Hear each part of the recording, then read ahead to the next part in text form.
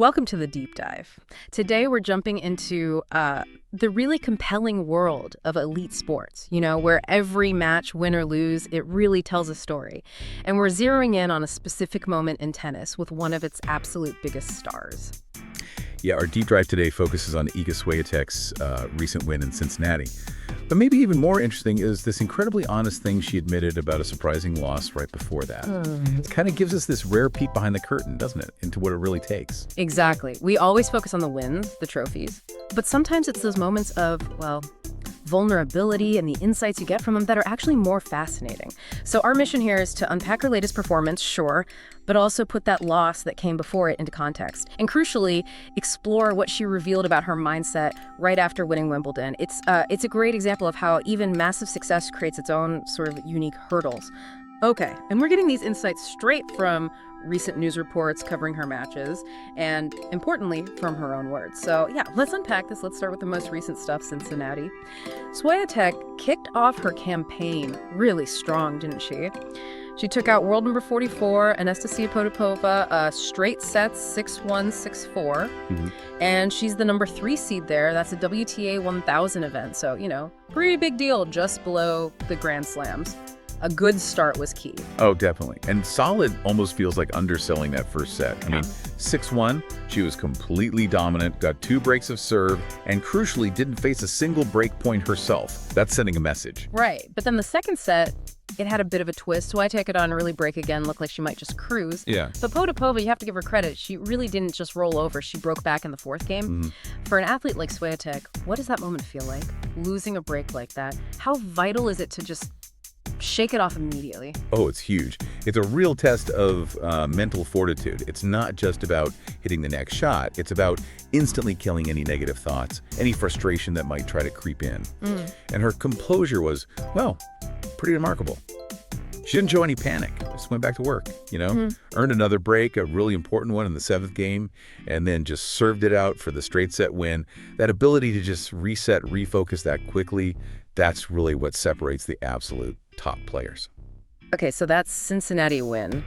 It takes on even more meaning when you remember it was her first match since that, pretty stunning loss in Montreal. Yeah, losing in the 3rd round to Claire Towson 7-6, 6-3. That definitely raised some eyebrows. It really did. And it was significant, That loss actually snapped her 9-match winning streak, a streak that included winning Wimbledon, obviously, and then her first couple matches in Montreal itself.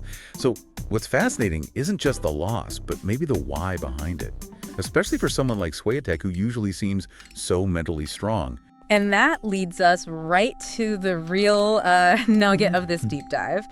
Swiatek's incredibly honest admission about why she might have lost early in Montreal. She was just so open about it. She said, and this is a direct quote, "Winning Wimbledon is a thing that is going to be with you the rest of your life.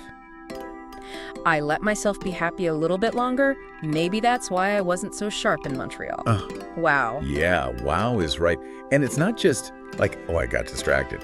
For these elite athletes, winning something that big, like Wimbledon, it brings this kind of unspoken pressure to just stay at that absolute peak, which weirdly can sometimes lead to mental fatigue or maybe trying too hard, can actually make you less sharp. It's this incredible psychological tightrope they walk. Reaching the summit can actually make that very next step feel harder. And it makes you wonder, doesn't it? How many top performers in any field would be that open about celebrating a win, maybe affecting their next performance? Yeah. It's quite human. And she even gave specifics about how she relaxed post-Wimbledon, bringing it to life. She went to the Baltic Sea, said, I was on a boat, I slept there, and everything, I could see the shore and every big city that we have there from the water point of view.